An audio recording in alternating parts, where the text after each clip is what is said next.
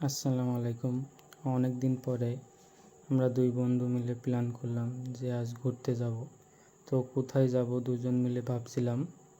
তো অনেক সময় ভাবার পরে দেখলাম যে আমাদের পাশেই তিরিমুনি বাজারে একটা বিখ্যাত ঝালমুড়িওয়ালা আছে। তো দুজন মিলে সিদ্ধান্ত নিলাম ওইখানে যাব। কিন্তু রাস্তার চারপাশে এত সুন্দর পরিবেশ, যেটা মুগ্ধ করার মতো। এত সুন্দর ঠান্ডা বাতাস যে মনকে ঠান্ডা করে দিচ্ছে। তাহলে ভাবেন পরিবেশটা কত সুন্দর। রাস্তার পাশে দেখলাম যে অনেকে মাছ ধরছে। এটা দেখার মতো একটা পরিবেশ। রাস্তা যে এত সুন্দর, দুই বন্ধু কথা বলতে বলতে কখন যে পৌঁছে গেছি এটা বুঝতেই পারলাম না। আমরা তিরিমুনি বাজারে চলে আসলাম। একটু সামনেই ঝালমুড়ি মামার দোকান আছে। মামার দোকানে এত পরিমাণে ভিড় হয় যে সেটা বলারই বাইরে।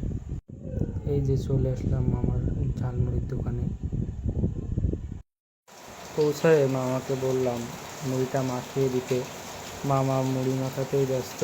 দেখা যাক মুড়ি কখন হাতে পাই।